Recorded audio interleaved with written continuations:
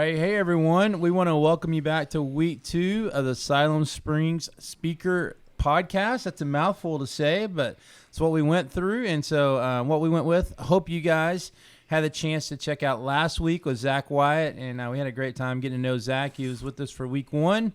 We had a wonderful week. This week, we're honored to have 2 speakers with us. We have Taylor Johnson and Joe Maldonado, and I'm going to let them tell you a little about themselves. But Taylor's speaking for our children this week, and Joe's speaking to our middle schoolers and our high schoolers. And we are so blessed to have them here as they bring God's word. But we want to give you guys a chance to kind of get to hear from them, not only who they are, the resources they can give to you, but also what they're sharing with our campers this week. And if you're a camper listening, you can just be reminded of what God said, and maybe it'll help strike some things going on as you go back home after this week that you've been at camp. So we'll just start with you guys. Taylor, we'll start with you. Since children are younger, I figure we'll start with them. And just kind of tell us a little bit about yourself, your family, where you serve, and those kind of things. Okay. Yeah. I'm really excited to be here, happy to be here. So my name is Taylor Johnson, and I live in the Nashville area. And I'm married to my wife, Janae. We've been married for almost 14 years. And I got 3 kiddos, Graham, Molly Ann, and Tate. They're soon to be 10, soon to be 9, soon to be 4. So we've got our hands full for sure. But it's fun to have my kids be in the age range of the ministry area that I lead, so it's a lot of fun having them around. So my actual title is technically Next Gen plus Kids Ministry.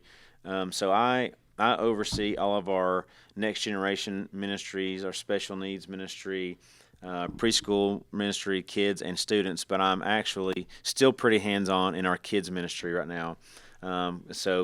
I took on the next gen part of the role 4 years ago, but I'm still pretty hands-on in kids. I'm still really passionate about serving kids and equipping parents, and so really happy to be there. And I'm at church at Station Hill, which is a campus of Brentwood Baptist, just south of Nashville.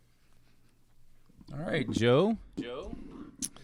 Well, yeah. Hey, first of all, Scott, thank you for having us. It's great to be here. It's my second time back at the camp. And listen, this is one of my favorite camps ever over the years of ministry. And appreciate what you do. And as Scott said, my name's Joe Maldonado. And I had the blessing of serving the local church for 31 years in 3 different cities as a youth pastor. And then in 21, stepped out of that space and stepped into a role with an organization called First Priority in South Florida.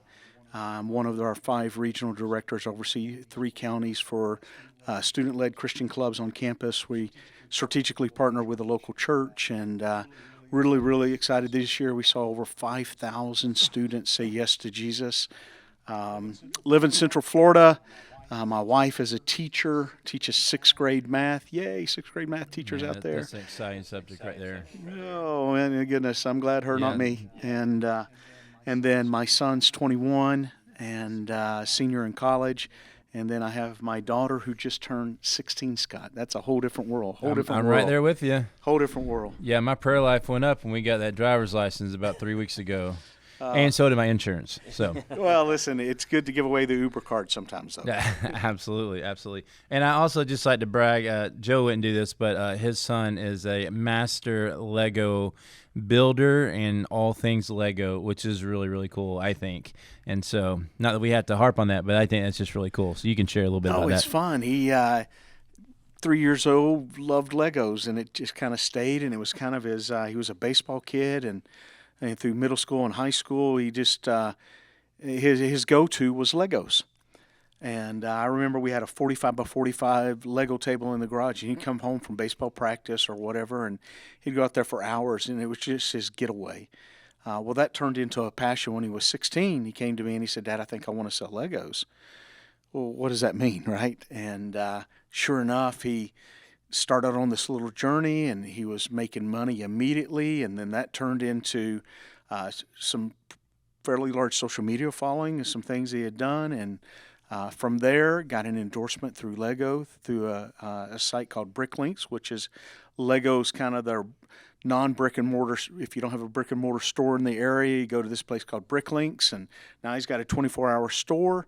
And now he is traveling the U.S., one of the largest vendors at trade shows, and he's all Lego. That's his world. And That's so, very cool. Yeah, That's very cool. So we just have a couple in our house, and we have some kids that enjoyed our Legos. So that's awesome. Hey, so this summer we are talking about being on mission here at Camp Siloam, and we're talking about specifically John the Baptist as we tell his story through the drama and the jungle theme cruise, which is really fun.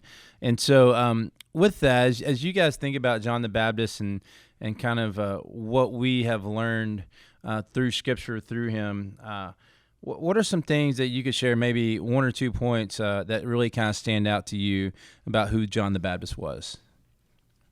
You want to go? You want me to go? Yeah. I think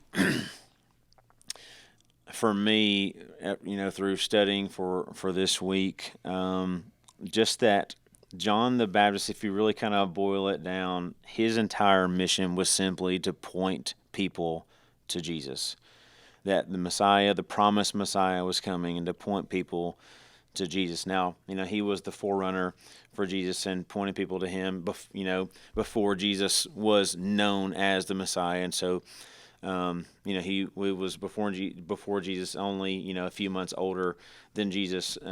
But we're on the other side of history. And so while John the Baptist was pointing that Jesus was coming, for us this week, we want to emulate John the Baptist in the sense that we're not pointing to, people to Jesus saying that he's coming again, but also that Jesus did come, that Jesus did live, he did die, and he did raise from the dead. And so I think with the theme of missions and the Great Commission, I think this week for me, kind of my focus for the kids this week is to help them to know that they too can be involved in the Great Commission, that it's not just for adults, it's just for Christians. And so whether you're a 7-year-old Christian or a 77-year-old Christian, you can be involved in the Great Commission and point people to Jesus, just like John the Baptist.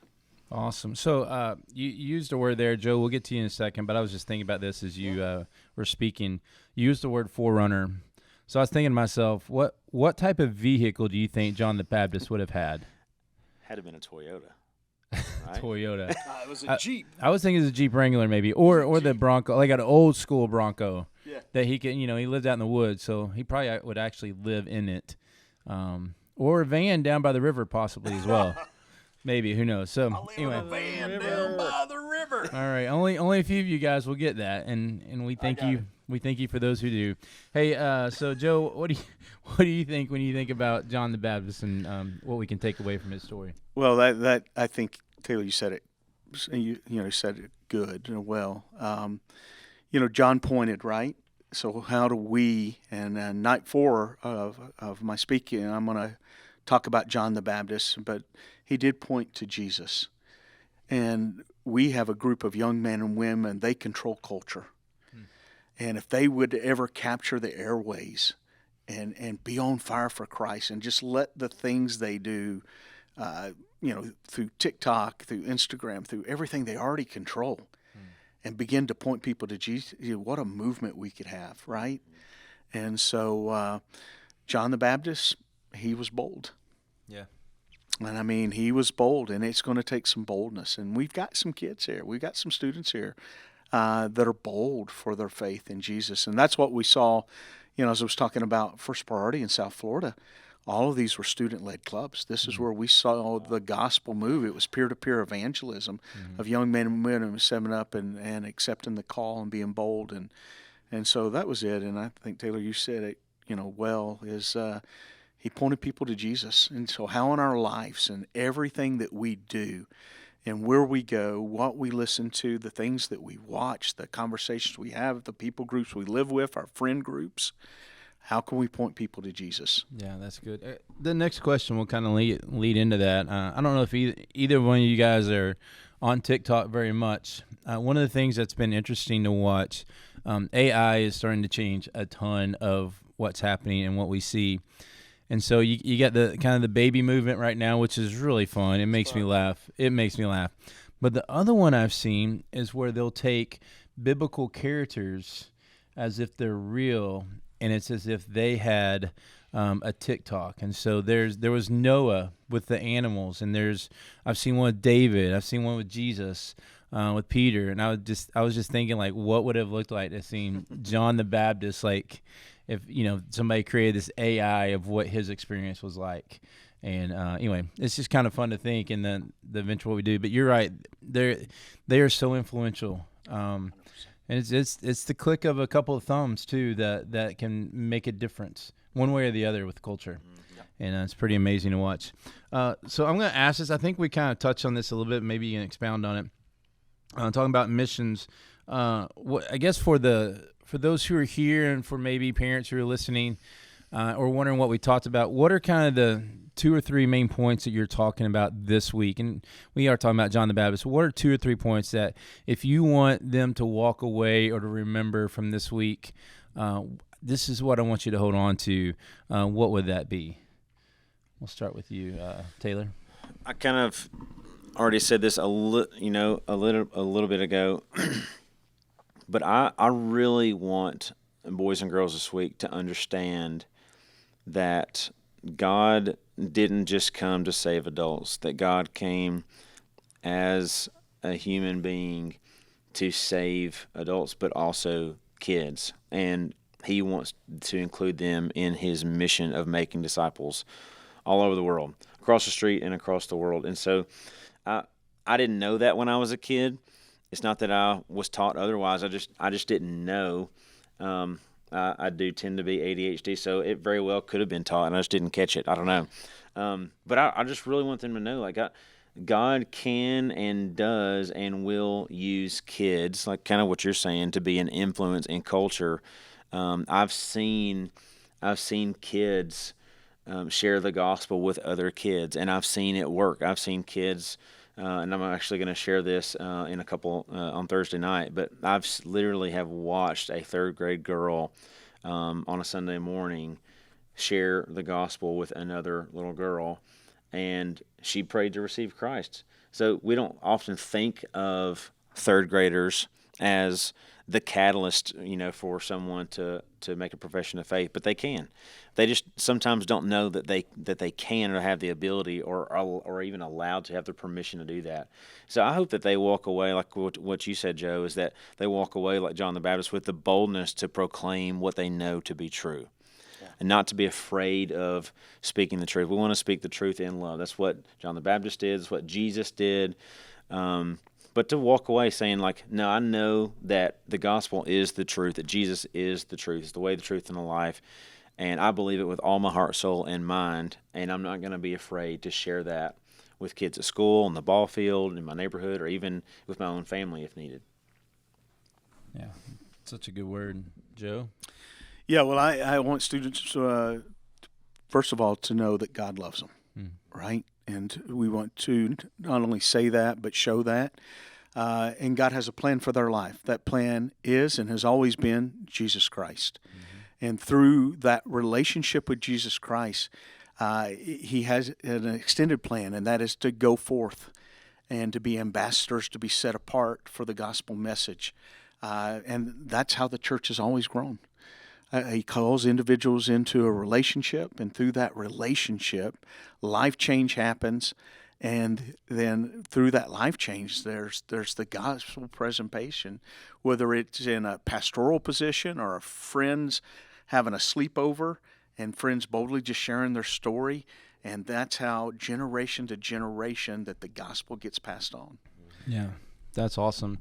So I think one of the questions we hear a lot, and of course we like to say at Camp Siloam, we like to be a resource for the local church. One of the ways I love about how we're set up is that we have adults that are coming this week who are hearing the same messages. And so not only are they growing in their relationships with their campers who are here during the week, but they're going back with them.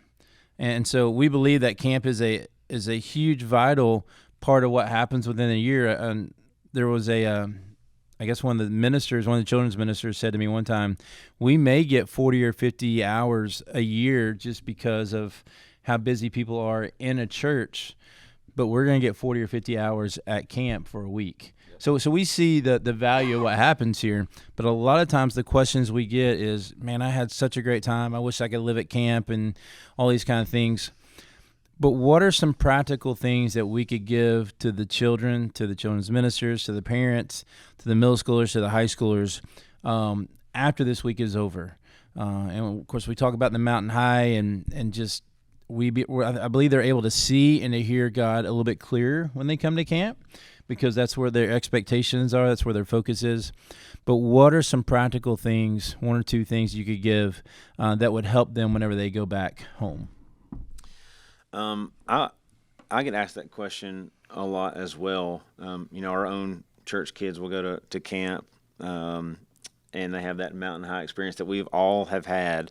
But then it's like you come off that mountain high and you're like, man, how could we preserve that? Because it's so awesome when you finally get it. And so one of the things that I always say is, whether this is for parents or for ministry leaders, is to try to be intentional and innovative in finding some on-ramps for kids to live out whatever they learned at camp. So, for example, this week the emphasis is on missions and living boldly for Christ, and living on mission, living sent. So, what are the things as a family that we can do to cultivate that within our family? What are some things that we can do? So whether that's having a family serve day, go in the community and find somewhere that you can serve. We've started doing at our church. We've really been pushing family mission journeys. That's been one of the most catalytic things that we've seen for our families. And so the whole family, you've got elementary age kids, you've got high school, middle school age, kids at home too. The family goes on a mission journey.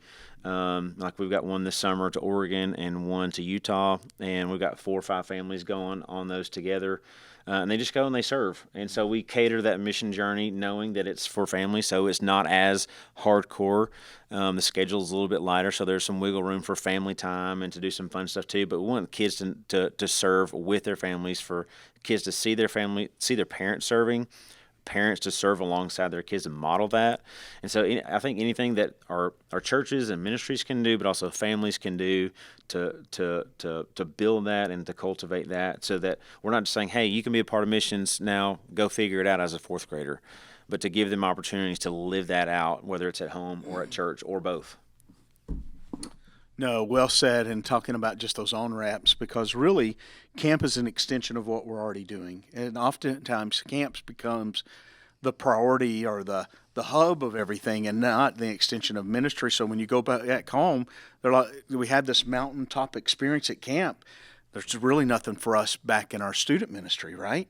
So student ministry in partnership with parents and with the church and with the community, you've got to continue the movement, right? You have to be able to bring up your game just a little bit, right? So I agree with you. Tons of opportunities for kids to live out the application that we're trying to put right in front of them, right?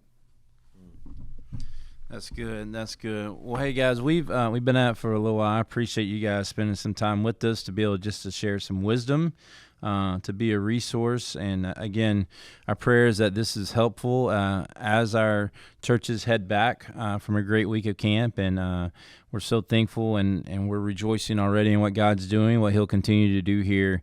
And so, anyway, yeah, thank you guys so much for being a part of this and for sharing. And we look forward to seeing how God's going to use you guys this week, and then also moving forward from our time here. So appreciate you guys. Scott, thank you. Yeah, thank you so much. All right. We'll talk to you guys next week, and looking forward to another podcast. Hope you guys will join us. All right. See ya.